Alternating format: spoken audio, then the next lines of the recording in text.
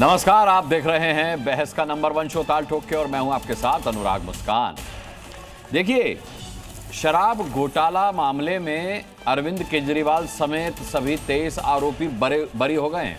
लगातार सुबह से ये खबर आप जी न्यूज पर देख रहे हैं। राउस एवेन्यू कोर्ट ने कहा है कि आबकारी नीति में कोई साजिश या आपराधिक मंशा नहीं थी।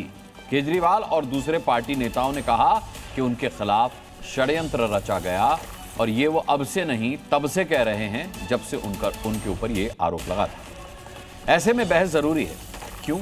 क्योंकि कोर्ट के फैसले से एजेंसियों पर गंभीर सवाल उठेंगे। सीबीआई पर, ईडी पर एजेंसियों के राजनीतिक इस्तेमाल का आरोप लंबे समय से लगता रहा है, तो क्या अब इसके बाद वो पुख्ता होगा? फैसले का असर देश की राजनीति पर क्या पड़ेगा? ऐसे में कई सवाल भी उठ रहे हैं। क्या अरविंद केजरीवाल पर घोटाले का केस राजनीतिक मंशा से प्रेरित था? क्या कोर्ट के फैसले से एजेंसियों की साख पर अब बट्टा लग गया है? क्या सिर्फ ये जांच एजेंसियों के आकलन में चूक का मामला है? टीम केजरीवाल को दोष मुक्ति राजनीति पर ये पूरा जो खबर है ये कितना इंपैक्ट डालेगी? क्योंकि वो अब कह रहे हैं कि कोर्ट ने कह दिया है कि अरविंद केजरीवाल कट्टर ईमानदार है, मनीष सिसोदिया कट्टर ईमानदार है। हालांकि कोर्ट की ऐसी कोई टिप्पणी नहीं है, लेकिन भावुक होकर के अरविंद केजरीवाल ने, जब वो बाहर आए, उन्होंने बात की, मीडिया से बात की इस फैसले के बाद, तब उन्होंने ये कहा कि कोर्ट के आदेश का मतलब ये है कि अरविंद केजरीवाल कट्टर ईमानदार है, मनीष सिसोदिया कट्टर ईमानदार है। तो क्या उनकी कट्टर ईमानदारी सर्टिफाई होती है इससे? और भी कई सवाल हैं। ताल ठोक कर अपने मेहमानों के सामने हम ये सवाल रखेंगे। हमारे मेहमान हमारे साथ जुड़ चुके हैं, लेकिन उनका इंट्रोडक्शन कराने से पहले और चर्चा शुरू करने से पहले ये छोटी सी रिपोर्ट देख लीजिए।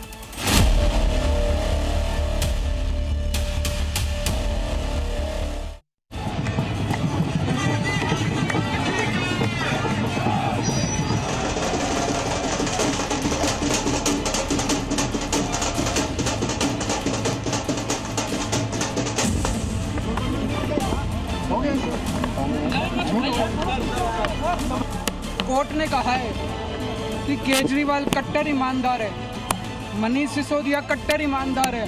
नरेंद्र मोदी जी ईडी के दम पर, सीबीआई के दम पर जो सत्ता में बने रहने का षड्यंत्र रच रहे थे, वो षड्यंत्र नाकाम हुआ।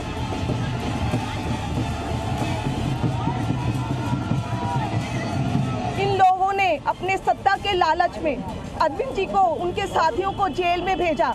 भ्रष्टाचार और भ्रष्टाचारी, इनके बहुत सारे हाथ पांव होते हैं। जो भी आया है कानून का तो जवाब, कानून तो कोर्ट में ही बात करेगा।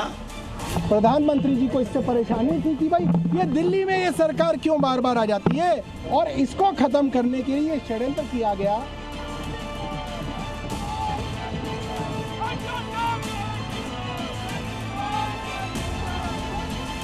सभी को पता है कि ये दोनों इस पूरे घोटाले के जनक थे। एनक्रिप्टेड डाटा के कारण बच गया।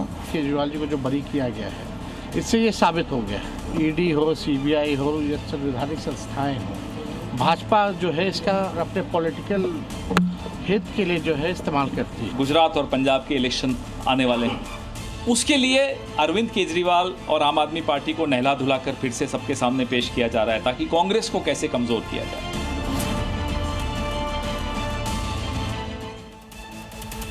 मेहमानों का परिचय कराकर और चर्चा में आते हैं। के शर्मा, भारतीय जनता पार्टी के प्रवक्ता, हमारे साथ आज की डिबेट का हिस्सा होंगे।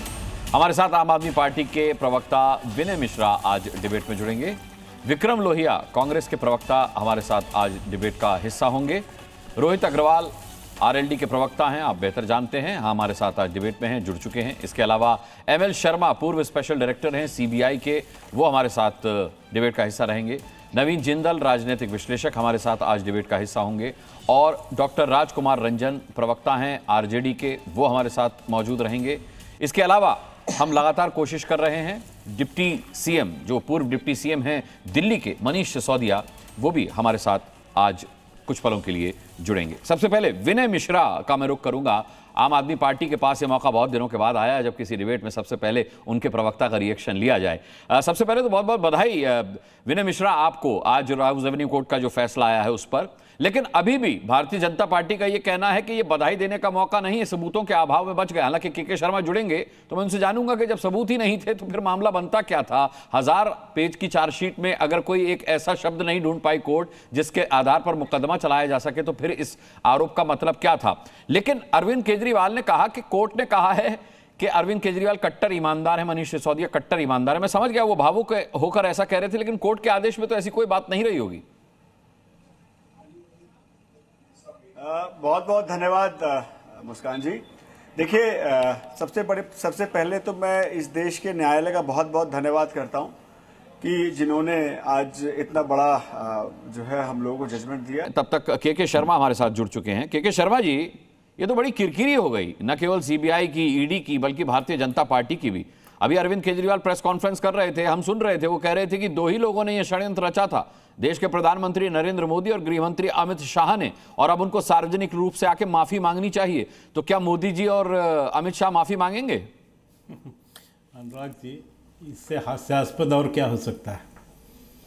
देखिए, मैं कोर्ट के फैसले पर कोई कमेंट नहीं करूंगा। कोर्ट का फैसला निचली अदालत का फैसला है और उस पर अभी सीबीआई का प्रेस कॉन्फ्रेंस भी हुआ है। सीबीआई ने अपनी ओर से बातें रखी हैं कि वो हाई कोर्ट जाएंगी। उनका मानना है कि बहुत सी बातों को नज़रअंदाज किया गया है, बहुत सी बातों को ध्यान में नहीं रखा है कोर्ट ने। ये सीबीआई अपनी ओर से वर्जन दिया है। देखिए, मोदी जी और अमित भाई शाह को गाली देना ये कोई पहली बार तो हो नहीं रहा है। केजरीवाल सारी लिमिट क्रॉस कर चुके हैं इसके पहले, और वो तो ऐसे ऐसे आरोप लगाते रहे और फिर आरोप लगा के जाके माफ़ी भी मांगते रहे। अरुण जेटली जी से माफ़ी मांगा, गडकरी जी से माफ़ी मांगा, न जाने किस किस से जाकर इन्होंने क्षमा याचना की है, और किस किस स्तर की बातें ये करते रहे। तो वो सब मैं बातों पे नहीं जाना चाहता, क्योंकि वो तो केजरीवाल और आम आदमी पार्टी की आदत है कि थूको और भागो और फिर जाके माफ़ी मांग लो। तो और इसीलिए शायद दिल्ली में इतना बुरा हाल भी हुआ है। मुझे आश्चर्य है कि कोर्ट ने ही जेल भेजा है ना इनको। यह मामला तो सुप्रीम कोर्ट भी गया था, कई बार ये लोग सुप्रीम कोर्ट गए, कई बार हाई कोर्ट गए, कहीं से रिलीफ नहीं मिला, हाई कोर्ट ने ही जेल में भेजा। ये तो जेल की यात्रा तो ये तो कोर्ट के निर्णय है, ये कोई भारतीय जनता पार्टी के निर्णय नहीं है। भारतीय जनता पार्टी किसी को जेल भेजती है क्या? जांच सीबीआई कर रही है, तो एजेंसी है, वो एजेंसी अपना काम कर रही है। जब जेल भेजा तब भी ये इसी तरह जो है शहीदों की तरह रैली निकाल के जा रहे थे।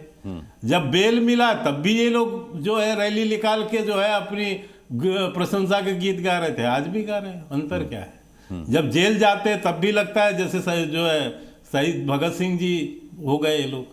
मतलब आश्चर्य है इन लोगों का। एक तो भ्रष्टाचारी, ऊपर से इस स्तर पर जाकर लेकिन के शर्मा ये लेवल तो नहीं दिखता। कर कहां पाई सीबीआई और सर, एक भ्रष्टाचार साबित हो कहां पाया? मुकदमा चलने लायक तक तो सबूत नहीं मिले। नहीं अनुराग जी, मैंने कहा आपको कि इस पर अभी सीबीआई ने अपना वर्जन दिया है, मुकदमा चलना नहीं चलना। और मैं तो बहुत एक छोटी सी बात पूछता हूँ, यदि इतना ही सही शराब नीति था तो जब आपने इसको लागू तो आप ही ने किया, नई नीति तो आप ही ने बनाई, आप ही ये नीति लागू किए, और फिर 3 महीने के बाद क्यों इसको चेंज कर दी? जब इतनी सही नीति थी तो टिके रहते उस पे, काहे के लिए उसमें से आपने उसको वापस ले लिया उस नीति को? आपने इसी दिल्ली के अंदर 1 में 1 फ्री, आपने सुना है कि शराब बिकती है जी, तो ये भी हुआ है यहाँ पर। तो मैं ये कह रहा हूं कि ये सारा, और केवल एक मसले नहीं है अनुराग जी, इस सरकार के बहुत से भ्रष्टाचार हैं और जो तथ्यों के साथ हैं, तो वो सारी चीजें आएंगी धीरे धीरे, सब कुछ है, इंतजार करना चाहिए। इतनी जल्दी क्यों हड़बड़ा जाना और इतना ज्यादा मोदी जी को गाली देना, अमित शाह जी को गाली देना, इससे थोड़ी ना सुधर जाएगा भैया। ठीक है, आपका परसेप्शन आपके काम पर है, जनता ने आपको चुनाव हराया, हम राजनीतिक दल हैं, हम चुनाव जानते हैं। ठीक है, देश का संविधान है, देश के संविधान ने ही आपको 15 महीने जेल में रखा है, देश के संविधान ने ही आपको जेल से बेल दिया है। अभी एक संविधान की लोअर कोर्ट ने आपको किसी कुछ सबूतों के कारण से बरी किया है, अब फिर उसके बाद हाई कोर्ट है, अगला कोर्ट है, उस पे भी जाएगी सीबीआई, ऊपर सुप्रीम कोर्ट है, मामला चलेगा, उसमें क्या दिक्कत। ठीक है, विनय मिश्रा दोबारा जुड़ गए और मैं इस बार उम्मीद करता हूं कि उनकी तरफ से कोई तकनीकी खामी नहीं रहेगी। विनय मिश्रा जी, अभी के शर्मा जी को आप कितना सुन पाए मैं नहीं कह सकता, लेकिन उन्होंने साफ तौर पर कहा कि जिस तरीके से अरविंद केजरीवाल ने प्रेस कॉन्फ्रेंस में कहा कि देश के प्रधानमंत्री को और देश के गृह मंत्री को माफ़ी मांगनी चाहिए उनके खिलाफ षड्यंत्र रचने के लिए, उनका साफ तौर पर कहना है कि सिसोदिया को या अरविंद केजरीवाल को जेल बीजेपी ने नहीं भेजा, अदालत ने भेजा, इस देश की अदालत ने, सुप्रीम कोर्ट ने भेजा, हाई कोर्ट ने भेजा। आज निचली अदालत ने राहत दी है तो ठीक है, अदालत में उनका यकीन है, संविधान में उनका यकीन है, लेकिन जब वो जेल गए थे तब भी उसी संवैधानिक प्रक्रिया के तहत गए थे। देखिए, भारतीय जनता पार्टी प्रवक्ता कह रहे थे कि इनको थूक के चाट लिया था। थूक के चाट लिया तो भारतीय जनता पार्टी की है कि सुबह जिसको भ्रष्टाचारी कहो उसके पास ईडी सीबीआई भेज दो और सुबह 6 बजे उसके साथ जो है आप शपथ ले लो। कितने ही ऐसे केस हैं जिनके खिलाफ इन्होंने केस चलाए, जिनके खिलाफ इन्होंने षड्यंत्र करके उसको जेल भेजने की बात की और शाम तक उसको अपनी पार्टी में शामिल करवा के वॉशिंग मशीन से धुल के उसको साफ कर दिया। तो ये देखिए, ये थूक के चाटने की बात ये करते हैं। जहां तक कोर्ट की बात है, निश्चित तौर पे कोर्ट ने तो यहां तक ये कह दिया कि जो है ये तो इसमें चार्जशीट नहीं बनती। और प्रधानमंत्री, जहां तक बात है, मैं एक बात कहना चाहता हूं मुस्कान जी, प्रधानमंत्री जी ने दिल्ली के चुनाव में अपने भाषण में इस बात को कही थी कि केजरीवाल जो है शराब जो है घोटाले में सम्मिलित है। आज जब उसी कोर्ट ने बरी कर दिया तो हम ये मांग करते हैं कि प्रधानमंत्री को माफी मांगनी चाहिए। प्रधानमंत्री इस देश के सबसे बड़े नेता, इस देश के रहनुमा है। जब वो एक मंच से एक झूठी बात करते हैं तो मुझे लगता है उसको जब वो इतने बड़े मंच से इस बात को कह सकते हो तो आज जब कोर्ट ने बरी कर दिया, विनय जी, चार्जशीट नहीं लिया तो मैं समझ रहा हूं, इसीलिए मैंने आपको बधाई भी दी। लेकिन विनय जी, के शर्मा कह रहे हैं कि पिक्चर अभी बाकी है मेरे दोस्त। सीबीआई ऊपरी अदालत में जाएगी क्योंकि उसको लगता है राउज एवेन्यू कोर्ट ने चीज़ों को ठीक से समझा नहीं है। जिस तरीके से सीबीआई के तथ्य थे उन तथ्यों को समझा नहीं गया। अब ऊपरी अदालत से उम्मीद की जा रही है कि वो शायद तथ्यों को समझेगी। तो अगर ऊपरी अदालतें भी और फाइनल सुप्रीम कोर्ट भी इस पर मोहर लगा देती है कि केजरीवाल कट्टर ईमानदार हैं, तो फिर मैं भी मांग करूंगा कि देश के प्रधानमंत्री माफी मांगे। देखिए, इस देश में न्यायालय अपनी प्रक्रिया से चलती है। लगभग 600 पेज का ऑर्डर आया है, लेकिन जिस तरीके से ऑर्डर है वो साफ साफ दर्शा रहा है, क्योंकि लोअर कोर्ट ने साफ साफ कहा कि इसमें ये एक मैलाइन इंटेंशन लगता है, एक राजनीतिक द्वेष लगता है।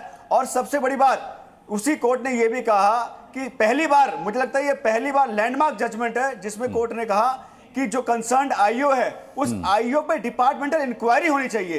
तो ये अपने आप में एक लैंडमार्क जजमेंट और ये दर्शा रहा है कि इस केस में कुछ भी नहीं है। और जो साजिश, जिस केस को भारतीय जनता पार्टी के दफ्तर में बनाया जाएगा और वहां सीबीआई को दिया जाएगा और सीबीआई को कहा जाएगा तो इस पे जो है एक्शन लो, तो निश्चित तौर पे आज पूरा देश देख रहा है कि जहां ईडी सीबीआई कहां जाती है। जहां भारतीय जनता पार्टी की सरकार है वहां ईडी सीबीआई कहीं भी नहीं है। जहां विपक्ष की सरकार है वहां ईडी सीबीआई पहुंचती है। मैं समझ गया। के शर्मा से इस पर काउंटर लेके फिर एमएल शर्मा साहब का रुख करूंगा, जो कि फॉर्मर स्पेशल डायरेक्टर है सीबीआई के। उनका वक्तव्य आज बहुत महत्वपूर्ण होगा। के शर्मा, काउंटर दीजिए। आपके ऑफिस में बैठ करके जो टास्क दिया जाता है सीबीआई और ईडी को, उसका यही अंजाम होता है, क्योंकि इस देश में अभी लोकतंत्र बचा हुआ है, अभी संविधान बचा हुआ है।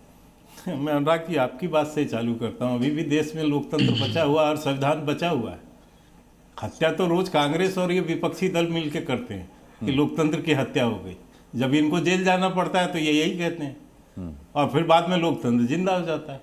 लेकिन लोकतंत्र ही है जिसके कारण से हाई कोर्ट है, संविधान ही हाई कोर्ट बनाया है, संविधान ही सुप्रीम कोर्ट बनाया है। और ये भी प्रावधान रखा है कि आप यदि निचली अदालत पे कोई बात है तो आप हाई कोर्ट जा सकते हैं और फिर आप सुप्रीम कोर्ट जा सकते हैं। तो अभी इनको धैर्य रखना चाहिए। सीबीआई का वर्जन आ चुका है, सीबीआई अपना काम करेगी, वो अपना, उनका संवैधानिक संस्था है, अपना काम करती है। लेकिन इतनी ज्यादा उतावलापन क्यों? और थूक के चाटने की बात जो है आपके प्रवक्ता कर रहे हैं। मैंने इनसे पूछा अरुण जेटली जी से, सार्वजनिक रूप से माफी मांगे थे या नहीं? गए थे घर उनके केजरीवाल और क्या आरोप लगाया था उनके ऊपर? गडकरी जी से जाके माफी मांग के आया कि नहीं आया केजरीवाल? ये क्या है? ये थूक के चाटना नहीं तो और क्या है? क्यों माफी मांगने गए थे? क्यों माफी मांगा? पहले आरोप लगाया फिर माफी मांगा। और केवल यही नहीं, एक दो और भी पंजाब के केस जिसमें भी जाके माफी मांगा अरविंद केजरीवाल ने। तो ये थूक के चाटना इसको बोलते हैं। ये है आपकी फितरत। और दूसरी बात, मैंने पूछा कि शराब नीति आपकी इतनी सही थी तो 3 महीने के बाद ये शराब नीति को क्यों बदल दिया आपने? लाए तो आप ही थे उसको। ठीक है, देखिए इतनी अच्छी चर्चा के दौरान ये बड़ी खबर आई है। के शर्मा, विनय जी आपको बता दूं, फिर आपके पास आता हूं। केजरीवाल मामले में, शराब घोटाला मामले में दिल्ली हाईकोर्ट गई सीबीआई। केजरीवाल को बरी करने के मामले में अपील की गई है। निचली अदालत के फैसले को चुनौती दी है। सीबीआई ने पहले अपनी मंशा साफ की थी कि अब हम हाईकोर्ट जाएंगे इस फैसले के खिलाफ, क्योंकि हमारे तथ्यों को राउस रेवेन्यू कोर्ट ने ठीक से समझा नहीं। अब इस मामले में निचली अदालत के फैसले को चुनौती देते हुए सीबीआई पहुंच गई है दिल्ली हाईकोर्ट। ठीक है, ये बड़ी खबर हमने दे दी। एमएल शर्मा का रुख करते हैं, जो कि फॉर्मर स्पेशल डायरेक्टर हैं सीबीआई के। विनय जी, मैं आता हूं आपके पास। एमएल शर्मा साहब, सीबीआई का बड़ा दुर्भाग्य रहा कि यूपीए काल से उसे सुप्रीम कोर्ट की तल्ख टिप्पणियों का सामना करना पड़ा। कभी उसे पिंजरे में बंद तोता कहा गया, और आज एक बार फिर वही सुप्रीम कोर्ट की टिप्पणी याद आती है जब अरविंद केजरीवाल कहते हैं कि मैं कट्टर ईमानदार हूं। कोर्ट ने भी कह दिया, हालांकि कोर्ट ने अपने आदेश में 600 पन्नों के मेरा दावा इस तरीके की बात नहीं लिखी होगी कि केजरीवाल कट्टर ईमानदार हैं या मनीष सिसोदिया कट्टर ईमानदार हैं, लेकिन वो ऐसा कह रहे थे। सवाल यह है कि जो टिप्पणी, जो 600 पन्नों का फैसला है, उसमें जो सीबीआई के बारे में कहा गया, जो ईडी के बारे में कहा गया कि इतने भी तथ्य प्रस्तुत नहीं कर पाई सीबीआई कि मुकदमा चलाया जा सके, ये कितनी बड़ी किरकिरी है सर इतनी बड़ी जांच एजेंसी के लिए, इतनी बड़ी संस्था के लिए? अनुराग जी, मैं आपकी बात से सहमत हूं कि चार्ज ना लगना, इससे सीबीआई की किरकिरी हुई है, इसमें कोई शक की बात नहीं है। ये जजमेंट जो आया है 600 पेज का, जैसे आपने कहा, मैंने थोड़ा सा ही पढ़ा है, पूरा नहीं पढ़ा है। तो जो मेरी बात समझ में आई है और जो मेरी व्यक्तिगत जानकारी है इस बारे में, वो ये है कि जांच एजेंसी यानी सीबीआई को संदेह था कि अमुक व्यक्ति घोटाले में लिप्त हैं, लेकिन कोर्ट का कहना यह है कि संदेह होना अपने आप में पर्याप्त नहीं है। ग्रेव सस्पिशन यानी कि गंभीर संदेह होना चाहिए, तभी चार्ज फ्रेम हो सकता है। यानी कि डिग्री ऑफ एविडेंस की बात है, संदेह और सस्पिशन और ग्रेव सस्पिशन। तो ये जो सोने की नहीं एमएल शर्मा साहब, ये तो और भी हास्यास्पद हो गया कि केवल संदेह के आधार पर 1000 पन्नों की चार्जशीट, और वो भी मनोहर कहानियां। वो मनोहर कहानियां मत कहिए, वो देखिए ये जज का कहना है। हाँ। अच्छा, अब जज ने दूसरी बात जो कही है, जो पूरा पढ़ नहीं पाए, उसमें ये है कि प्रिवेंशन ऑफ करप्शन एक्ट में उसको प्रूव करने के लिए क्विड प्रो को का एविडेंस होना चाहिए, यानी कि मैंने आपको ये फेवर किया, उसके बदले में ये मिला। इसका मतलब ये हुआ कि जांच एजेंसी को मनी ट्रेल नहीं मिला है। और तीसरी बात जो कही है कोर्ट ने, उसमें यह है कि सारा केस अप्रूवर एविडेंस पे बेस्ड है, यानी कि जो अभियुक्त थे वो सरकारी गवाह बन गए और उन्हीं पे ये सारा केस बेस्ड है।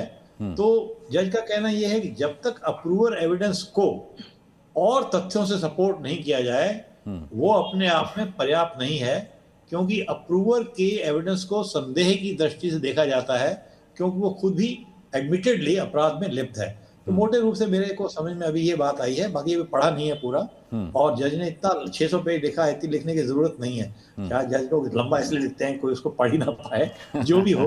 अब सारे ऑप्शंस हैं। ये विडंबना है, जहां भी जाइए बड़े बड़े जजमेंट लिख देते हैं, स्टेनोग्राफर बैठे हुए हैं, इतना बड़ा लिखने की जरूरत नहीं है। हमने इतने एजेंसीज में काम किया है, जो बात 15 पेज में लोग कहते हैं उसको 3 पेज में। उन्होंने सोचा होगा सीबीआई ने 1000 पन्नों की चार्जशीट दी है, तो फैसला कम से कम 600 पन्नों का तो होना चाहिए। तो ये है, अब ये परसेप्शन की बात है।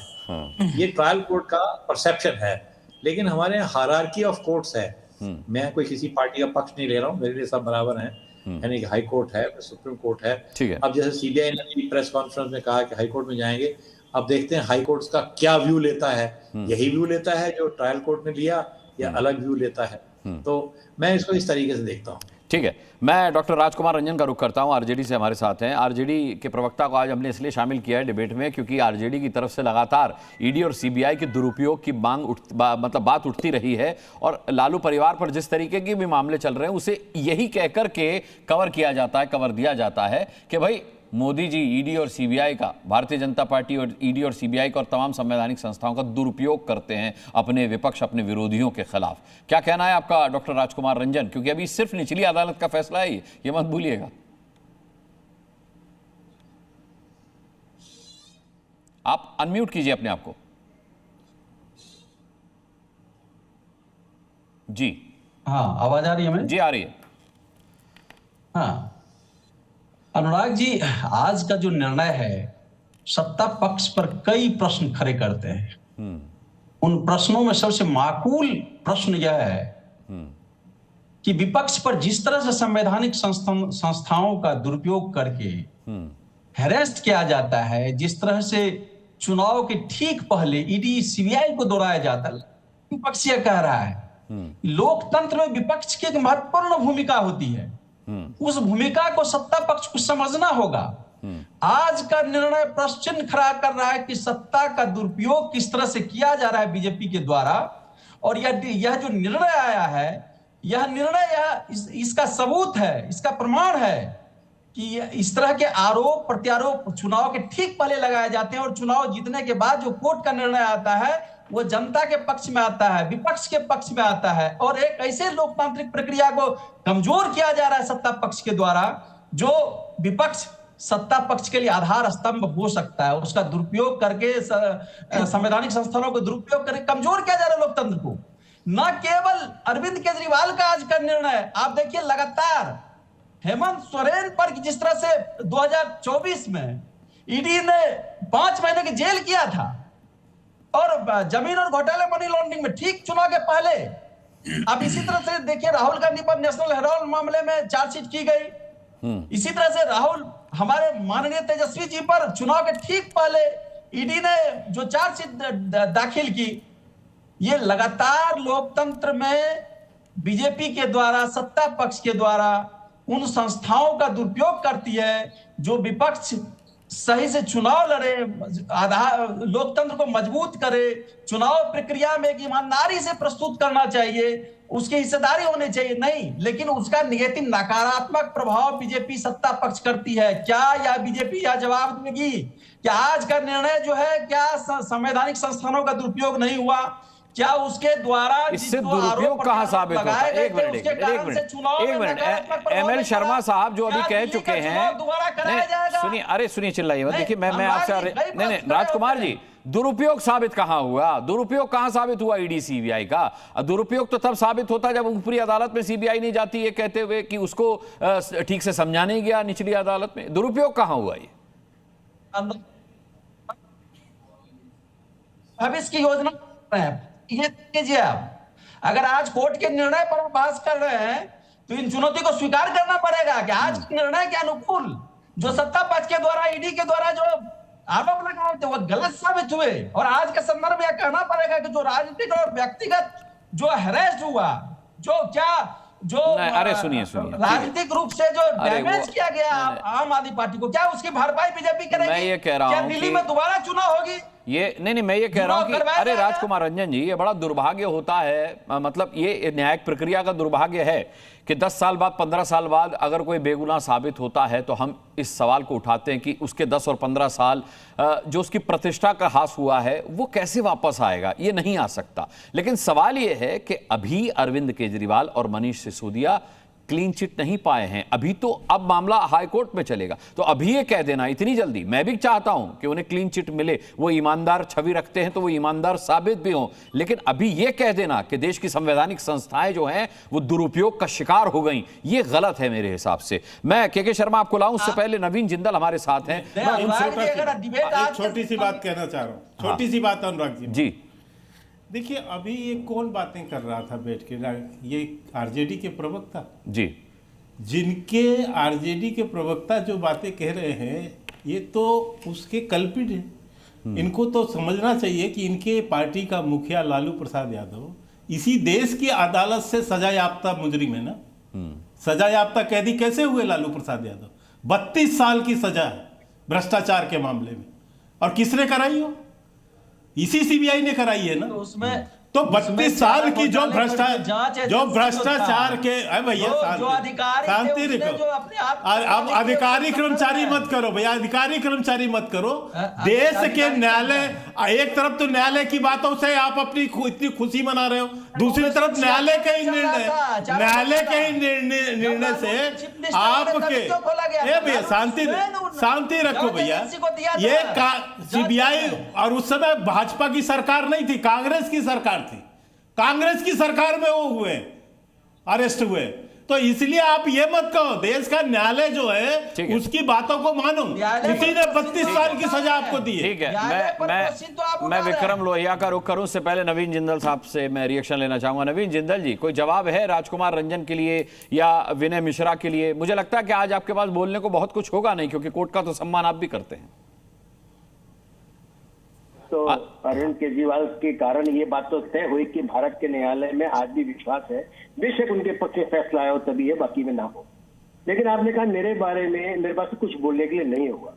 ठीक है, एक IRS अफसर जो बहुत शातिर है, जिसे पता है कि अगर डाटा एनक्रिप्ट कर देगा, कंप्यूटर डिस्ट्रॉय कर देगा और हर 15 दिन बाद मोबाइल डिस्ट्रॉय कर देगा, नया मोबाइल ले लेगा, तो दूसरी जांच एजेंसियां कैसे डाटा एकत्रित करेंगी? ये काम अरविंद केजरीवाल ने बड़ा बखूबी किया। वो इनकम टैक्स के प्रिंसिपल कमिश्नर से साहब, छोटा मोटा आदमी थोड़ी है, करेला नीम चढ़ा, इतना बड़ा शातिर आदमी, मुझे पता नहीं कि कैसे डाटा डिस्ट्रॉय करना है। उन्होंने सब कुछ किया, और ये बात मैं नहीं कह रहा हूँ, ये सब कह रहे हैं। और उसके बाद इतने दिन जेल में रहने के बाद वो व्यक्ति कहता हूँ कि मैं तो पाक निर्दोष साबित हो गया हूँ। अतीक अहमद, फिर मैं कहता हूँ मुख्तार अंसारी, आजम खान, ये 22 केसों में बरी हुए, 22 केसों में, सुनो मैं बताता हूँ आपको, और 22 केस ऐसे वैसे नहीं थे अनुराग भाई, वो केस ऐसे थे जो पब्लिक के सामने पूछे, मर्डर किए लोगों के, और बरी हो गए अदालत से कि कोई साक्ष्य नहीं मिला। आपको सर्कमस्टेंसेस एविडेंस के मामले में आरुषि, ये निठारी केस के अंदर कितने दिन तक केस चला, लोग फिर बरी हो गए कि कोई एविडेंस नहीं मिला। कहीं दूर मत जाइए, मैं इनकी बात कहता हूँ। खुद अरविंद केजरीवाल कहते थे ना, मेरे पास झोला भरकर सबूत है, शीला दीक्षित के खिलाफ भ्रष्टाचारी है, लालू यादव के खिलाफ मैं कान पकड़ के जेल में कर दूंगा। किसी एक के साथ गए वो ले गए। मैं 2 बातें छोटी छोटी लेकर के बात खत्म करूंगा। शिवानी भटनागर में कुछ केस आपके लिए रिसर्च करके लेके आओ, अच्छे साथ लेकर जाओ। शिवानी भटनागर पत्रकार हमारी बिरादरी की, उसका मर्डर हुआ, उसके अंदर IG रविकांत शर्मा जेल चले गए, और जिसने मारा शूटर ने उसको अदालत ने बरी कर दिया। इसका मतलब मर्डर नहीं हुआ क्या? ये अरविंद केजरीवाल से साथी आदमी को हो नहीं सकता, और आखिर में नाटक करता है कि मैं रोने की बात करता हूं। ठीक है, मैं आपको रोकना चाहूंगा। नवीन जिंदल जी, दिल्ली के पूर्व उप मुख्यमंत्री मनीष सिसोदिया इस वक्त हमारे साथ जुड़ गए हैं। मनीष जी, बहुत बहुत स्वागत है आपका जी न्यूज़ पर ताल ठोके में। और अभी निचली अदालत के फैसले के आधार पर मैं आपको ज़रूर बधाई देना चाहूँगा, क्योंकि आप बरी हुए हैं, और आप ही नहीं, अरविंद केजरीवाल सहित 23 लोग बरी हुए हैं। लेकिन अभी भी ये कहा जा रहा है कि आपने थैंक्स तमाम वकीलों को बोला, अभिषेक मनु सिंघवी को भी बोला, आपको end to end encrypted data को भी थैंक्स बोलना चाहिए था, ऐसा कहा जा रहा है, क्योंकि आप बचे हैं। सबूत जो नहीं जुटा पाई सीबीआई, वो एंड टू एंड इनक्रिप्शन की वजह से नहीं जुटा पाई। क्या कहना है मनीष सिसोदिया जी आपका? अगर सबूत नहीं थे तो गिरफ्तार क्यों किया था? 18 महीने जेल में क्यों रखा था? बिना सबूत के रखा था ना, मान रहे हो ना? बिल्कुल मान रहे हो ना कि आपने जो कहानी मोदी जी के कहने पे लिखी गई, मोदी जी के कहने पे सीबीआई और ईडी से जो कहानी लिखवाई गई, बिना सबूत थे, ये तो मान रहे हो ना? कोई सबूत नहीं था, कोई तथ्य नहीं था। आज ऑनरेबल कोर्ट ने बोला कि मैंने सारी फाइलें पढ़ी हैं, मैंने सारे डिटेल देखे हैं, मैंने वो डिटेल भी देखे हैं जो सीबीआई के अफसरों ने कोर्ट की जानकारी में लाने से छिपाए। ऑनरेबल कोर्ट ने कहा कि मैंने वो सारे तथ्य भी देखे हैं कि जहां कोर्ट को मिसलीड किया सीबीआई ने। ऑनरेबल कोर्ट ने सारी चीजें देखी हैं, और आप कह रहे हो कोर्ट झूठा है, आप कह रहे हो कोर्ट गलत है, आप कह रहे हो बीजेपी की स्क्रिप्ट सही है, आप कह रहे हो मोदी जी भगवान है, मोदी जी ने कुछ कह दिया था तो वो झूठा नहीं हो सकता है। मोदी जी ने जो कहानी सीबीआई और ईडी से लिखवाई, वो आज झूठी साबित हो गई। पूरे देश ने देखा कि मोदी जी सीबीआई और ईडी के बेस पे झूठी कहानियां लिखवा रहे हैं। देश की तरक्की पे उनका कोई ध्यान नहीं है, देश के स्कूलों पे उनका कोई ध्यान नहीं है, देश के लिए अस्पताल चाहिए उनका कोई ध्यान नहीं है, देश की पूरी दुनिया में फजीहत हो रही है उसका कोई उनको ध्यान नहीं है, देश का व्यापारी बर्बाद हो गया उसको कोई ध्यान नहीं है। उनको केवल एक चीज का ध्यान है कि अरविंद केजरीवाल कट्टर ईमानदार हैं, उनको जनता ईमानदार ना माने। मनीष सिसोदिया कट्टर ईमानदार हैं, उनको जनता कट्टर ईमानदार ना माने। मोदी जी का और उनकी टीम का पूरी इस बात पर ध्यान है, इसीलिए इन्होंने सीबीआई और ईडी के अफसरों को भी, अभी तो देखिएगा सीबीआई के अफसरों की भी फजीयत करा दी है इन्होंने। अच्छा, लेकिन मनीष सिसोदिया जी, मैं तो चाहता हूं कि अब सीबीआई ऊपरी अदालत में गई है, वहां पर भी ये साबित हो कि आप और अरविंद केजरीवाल कट्टर ईमानदार हैं। लेकिन अगर ये स्क्रिप्टेड होता सब कुछ, अगर ये बीजेपी की स्क्रिप्ट पे चल रहा होता, तो फिर सीबीआई ये क्यों कहती कि राउस एवेन्यू कोर्ट ने हमारे तथ्यों को ठीक ढंग से नहीं लिया और अब हम ऊपरी अदालत में जाएंगे? तो क्या मतलब सीबीआई को इतना शौक है किरकिरी कराने का कि एक जगह हो गई तो अब दूसरी जगह कराने जा रही है? देखिए 3 साल से नरेंद्र मोदी जी और अमित शाह जी पूरी स्क्रिप्ट लिख के दे रहे हैं, सीबीआई वही बोल रही है। सीबीआई बोल रही है, ईडी बोल रही है कि भाई मनीष सिसोदिया ने करप्शन किया। आज कोर्ट ने कह दिया भाई कहां है करप्शन। इन्होंने कहा जी मनीष सिसोदिया, अरविंद केजरीवाल ने पूरी की पूरी पॉलिसी घटिया बनाई, पूरी की पूरी पॉलिसी कॉन्स्पिरेसी में बनाई। आज कोर्ट ने पूछा भाई कहां है कॉन्स्पिरेसी।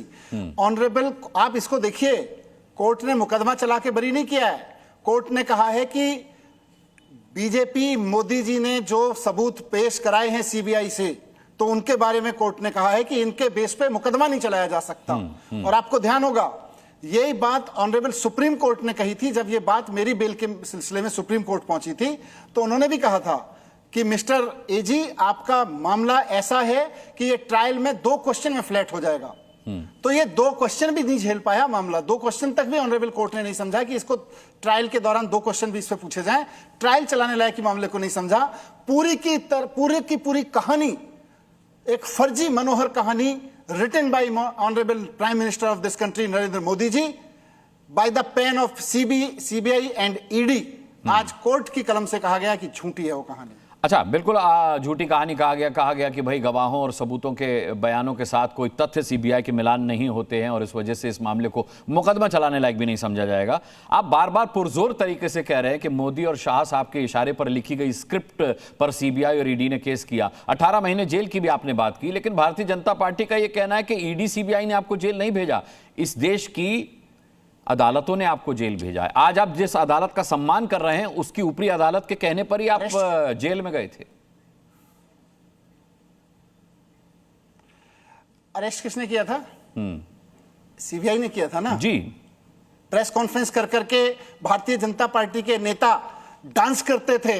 डांस आजकल तो इनके और तरह के वीडियो के चल रहे हैं कि भाई लोग किस किस तरह से कहां के कहने पे डांस कर रहे हैं, लेकिन उस वक्त डांस कर करके कहते थे कि अरविंद केजरीवाल करप्ट है, मनीष सिसोदिया करप्ट है, देखो शराब घोटाला हुआ। कोई शराब घोटाला नहीं हुआ। शराब घोटाला एक झूठा शब्द था।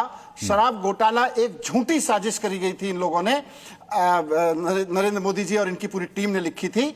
आज यही साबित हुआ है। मैं तो कहूंगा नरेंद्र मोदी जी और अमित शाह जी, अभी भी वक्त है, थोड़ा देश के स्कूलों के बारे में सोच लीजिए। इस देश को स्कूल चाहिए, इस देश को अस्पताल चाहिए, उनके बारे में सोच लीजिए। अच्छी बात है मनीष जी, आपको नौकरियां चाहिए, उसके बारे में सोच लीजिए। लेकिन नहीं, एक मिनट, आपकी अपनी तस्वीर चमकाने के चक्कर में आपने पूरी दुनिया में देश की फजीयत करा रखी है।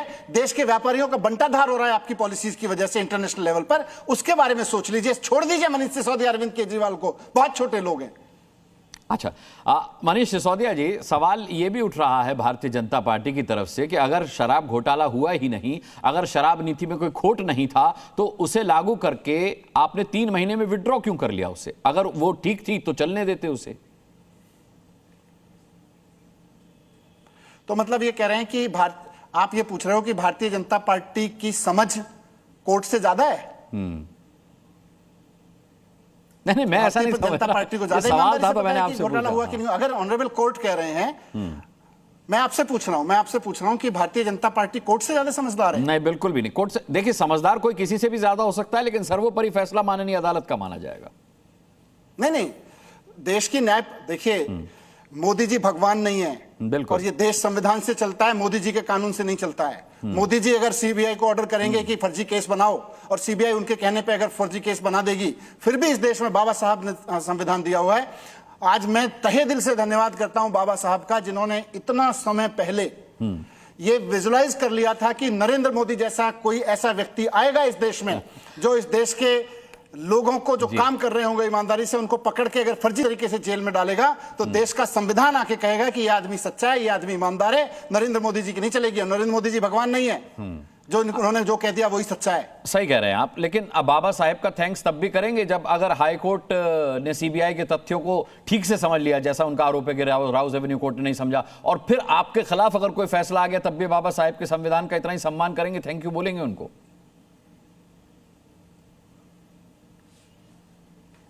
कट गया शायद। हेलो मनीष सिसोदिया जी, आपको मेरी आवाज मिल रही है? यह बड़ा अहम सवाल था, दुर्भाग्यपूर्ण तरीके से फोन डिस्कनेक्ट हुआ है, शायद उन तक मेरी आवाज नहीं पहुंच रही है। मनीष सिसोदिया का हम बहुत बहुत शुक्रिया करना चाहेंगे, हालांकि मैं चाहता था कि इस सवाल का जवाब उनसे मिले। लेकिन के शर्मा जी, के शर्मा जी आपके पास आऊं उससे पहले कांग्रेस हमारे साथ बची हुई है अभी, विक्रम लोहिया हमारे साथ हैं। विक्रम लोहिया जी, सवाल सबसे बड़ा यह है कि हम सभी संविधान में यकीन करते हैं, संवैधानिक संस्थाओं में यकीन करते हैं, हम अदालतों के उन फैसले का सम्मान तो करते हैं जो हमारे पक्ष में आए होते हैं, लेकिन हम उन फैसलों को खारिज कर बहुत आसानी से कह देते हैं कि सरकार की स्क्रिप्ट पे ये संवैधानिक संस्थाएं काम कर रही हैं जिनका फैसला हमारे खिलाफ आता है। देखिए, निश्चित तौर पर सरकार जब कोर्ट का निर्णय आता है तो उसको सभी दल और सभी व्यक्तियों को मानना होता है। और आज जब सरकार अपने किसी निजी फायदे को लेकर के कोई पॉलिसी जब लाती है, वो जनता के हित की होती है या नहीं होती है, क्योंकि केजरीवाल जी ने जब ये लिकर पॉलिसी लाने की बात कही थी तो उन्होंने कहा था मैं जनता से पूछूंगा, यहाँ ठेके खोलूंगा, वहां खोलूंगा। जनता ने विरोध भी किया इसका, जनता ने, मुस्कान भाई, बड़ी जगह जगह विरोध भी किया, महिलाओं ने प्रदर्शन भी किया। और केजरीवाल आज इस न्यायालय से, निचली अदालत से बरी जरूर हुए हैं, लेकिन परमात्मा की अदालत से बरी नहीं हुए हैं। अरे अभिषेक मनु सिंघवी साहब का थैंक्स बोला उन्होंने। मेरी बात सुनिए। आप कांग्रेस के प्रवक्ता है, नाम लेकर के अभिषेक मनु सिंघवी जी का थैंक्स बोला है उन्होंने। वो अभिषेक मनु सिंघवी जी उनके वकील हैं, ना कि कांग्रेस के नेता की हैसियत से वहां खड़े हुए हैं। अब मेरी बात सुनिए, मैं जो बात कहना चाहता हूँ। ठीक है, आइडियोलॉजी बदल गई पेशे के साथ, बड़ी आइडियोलॉजी बदल गई पेशे के साथ। आइडियोलॉजी, उनका वकालत का निर्णय, वकालत का काम है, उनका वकील है, वो नेता है, बाद में पहले वकील हैं। मैं आपको एक बड़ी गंभीर बात बता दूं, उन्होंने सिंघवी साहब को धन्यवाद बोला है, उन्होंने शीला दीक्षित से माफी नहीं मांगी। दिवंगत शीला दीक्षित जी से भी माफी मांग लेनी चाहिए थी केजरीवाल साहब को। कि मैं शीला जी के ठीक है, मेरे पास समय कम है। मनीष सिसोदिया हमारे साथ जुड़ गए थे, इस वजह से मैं सबको पर्याप्त समय नहीं दे पाया। रोहित अग्रवाल मेरे साथ हैं। के शर्मा जी, समय बचा, मैं आता हूं आपके पास। आपका बहुत जरूरी है जो मनीष सिसोदिया ने कहा है उस पर वक्तव्य, लेकिन रोहित अग्रवाल से मैं जरूर चाहूंगा कि वो अपनी राय रखें इस मसले पर। रोहित जी, सवाल भी नहीं पूछ रहा मैं इसी वजह से। देखिए, अभी आपके मनीष सिसोदिया आपके साथ जुड़े थे तो वो इस तरीके से बात कर रहे थे जैसे उनके पास सारे सबूत हों कि मोदी जी ही करवा रहे थे ये सीबीआई से। भाई, सीबीआई भी एक स्वतंत्र संस्था है और कोर्ट भी एक स्वतंत्र संस्था है, और ये प्रूव हो गया कि स्वतंत्र संस्था अपने विवेक के अनुसार काम कर रही है, तभी तो आपको बरी कर दिया। पर आप आज भी वही आरोप प्रत्यारोप की राजनीति करना चाहते हो जो करके आपने सत्ता को हथियाने का काम किया था। आपने जनता को गुमराह करके कांग्रेस की लिस्ट लेके घुमा करते थे आप कि कांग्रेस की मेरे पास भ्रष्टाचार की लिस्ट है। वो लिस्ट कहां चली गई? 10 साल तक आप सत्ता में रहे दिल्ली में, और उसी कांग्रेस के साथ आपने गलबैयां की और उसी कांग्रेस के साथ आपने गठबंधन किया। अब राजनीति में थोड़ा मजा आएगा, थोड़ा मजा आएगा। हम नहीं करेंगे। अब ईस्टमैन कलर फिल्म हमको राजनीति में देखने को मिलेगी, क्योंकि अब राउज एवेन्यू कोर्ट के बाद कम से कम ये तो तय हो गया है कि आला रे आला, केजरीवाल वापस आला, और वो करंट उनमें दिखाई भी दे रहा है, वो एनर्जी लेवल उनका दिखाई दे रहा है। मनीष सिसोदिया को देख लीजिए, उनके प्रवक्ता को देख लीजिए, या फिर खुद अरविंद केजरीवाल को देख लीजिए। बहरहाल अभी पिक्चर शुरू हुई है, पिक्चर खत्म नहीं हुई है, क्योंकि सीबीआई ऊपरी अदालत में यानी दिल्ली हाई कोर्ट में गई है। अभी क्लीन चिट केवल निचली अदालत की तरफ से मिली है। अब सबूतों के अभाव में कोर्ट ने साफ तौर पर यह कहा है कि इन पर मुकदमा नहीं चलाया जा सकता। अब देखते हैं सीबीआई क्या दलील ऊपरी अदालत में रखती है और कि कैसे साबित करती है कि मनीष सिसोदिया, अरविंद केजरीवाल और आम आदमी पार्टी कट्टर ईमानदार नहीं हैं। बहुत बहुत धन्यवाद करना चाहूंगा सभी पैनलिस्ट का। आप दर्शकों का भी बहुत बहुत धन्यवाद। अगली मुलाकात तक के लिए अपना बहुत बहुत ख्याल रखिएगा। मुझे अभी के लिए इजाजत दीजिए। नमस्कार।